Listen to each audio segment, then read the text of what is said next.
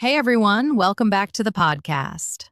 I'm Julia, and today we're going to talk about something that can feel simple, but is actually very important in real life: making small talk with anyone.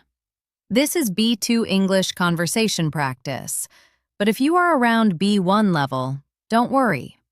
I will use clear and accessible language so you can follow easily. Small talk is the kind of conversation we have in everyday situations. It is not very deep, and it is not very personal. It is the friendly talk we use to start a connection. For example, you might make small talk with a colleague before a meeting, with a neighbor in the elevator, with another parent at school, or even with a stranger while waiting in line. Many English learners say, "I don't know what to say," or "I feel awkward." If you feel like that, you are not alone.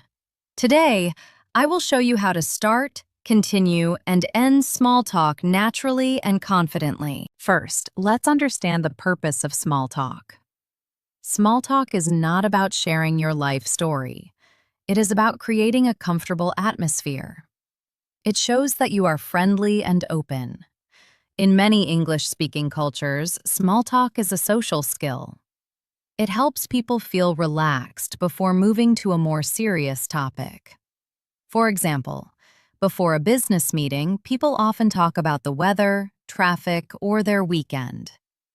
This short conversation helps build trust.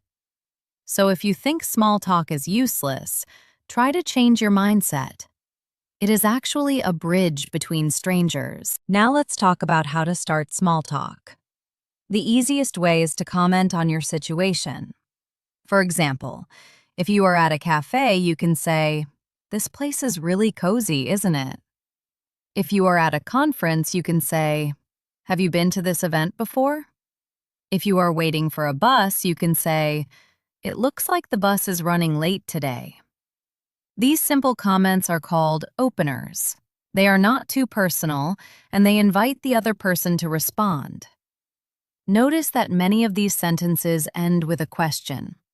Questions are powerful in small talk because they give the other person a chance to speak. Another safe topic for small talk is the weather. Some people think talking about the weather is boring, but it is very common in English conversations. You can say, "It's been really hot this week," or "I can't believe how much it's raining today." After that, you can add a follow-up question like, "Do you prefer summer or winter?" This helps the conversation continue. The key is not the topic itself, but your tone and interest. Let's practice a short example. Imagine you're in the office kitchen with a colleague. You can say, "Hi, how's your day going so far?" The colleague might answer, "It's been busy, but good." You can respond, "That's good to hear. Are you working on anything interesting?" Now the conversation moves forward. You see, you don't need perfect grammar. You need simple questions and real interest. At B2 level, you can make your small talk more natural by adding short reactions. For example, if someone says, "I went hiking last weekend," you can say, "Oh, that sounds amazing." Or, "Wow, I've always wanted to try that." These reactions show that you are listening. Active listening is very important. Nod your head, smile, and use short phrases like, "Really? That's interesting." Or, "No way." Even in a podcast, I want you to imagine using these expressions in real life. Now let's talk about how to keep the conversation going. One useful method is called the question, comment, question technique. First, you ask a question. Then you make a small comment about their answer. Finally, you ask another related question. For example, "Did you watch the game last night?" They say, "Yes, it was great." You say, "I heard it was very exciting in the last few minutes. Who was your favorite player?" This creates a natural flow. The conversation feels balanced. Another important skill is sharing a little about yourself. Small talk should not feel like an interview. If you only ask questions, the other person might feel uncomfortable. So, if someone says, "I just moved here," you can say, "Oh, welcome. I moved here 2 years ago and I really like this area."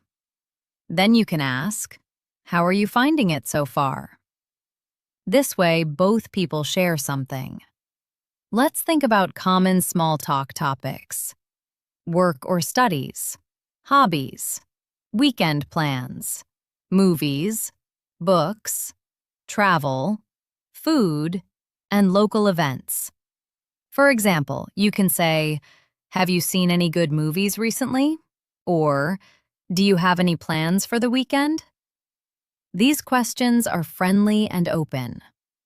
Avoid very personal topics like salary, politics, religion, or relationship problems unless you know the person well. Small talk should feel safe. Now I want to talk about confidence. Many learners worry about making mistakes, but remember, communication is more important than perfection. If you make a small grammar mistake, most people will not care. They will focus on your message. Try to speak slowly and clearly. Take a small pause if you need to think. Silence for 1 or 2 seconds is normal. You don't need to fill every moment with words. Let's practice a longer example together. Imagine you're at a networking event. You say, "Hi, I'm Julia. I don't think we've met before." The other person says, "Hi, I'm Mark." You say, "Nice to meet you, Mark. What brings you here today?" Mark says, "I work in marketing and I'm looking to meet new clients."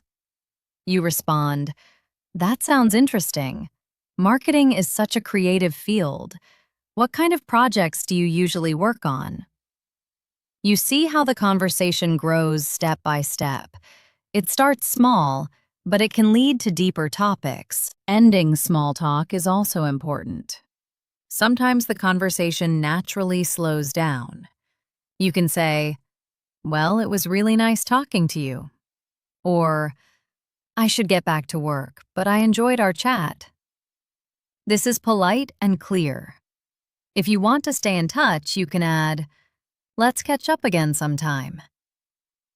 Ending a conversation politely leaves a good impression. Now I want you to imagine a real situation in your life.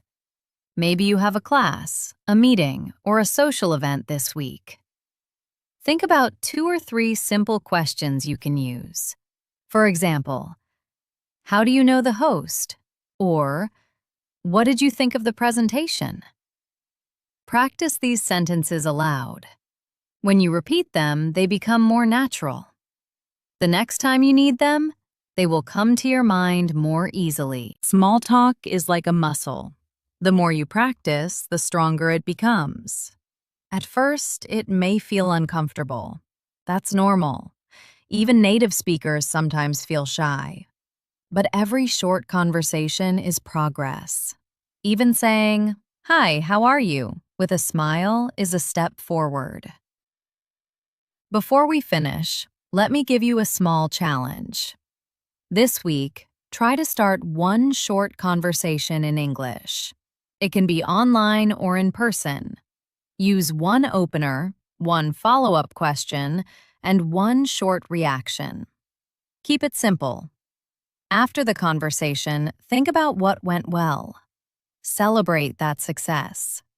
Learning a language is a journey, and small talk is one of the most practical skills you can build. Thank you so much for listening today. I'm Julia, and I hope this episode helps you feel more confident when making small talk with anyone. Keep practicing, stay curious, and remember that every conversation is an opportunity to connect. I'll see you in the next episode.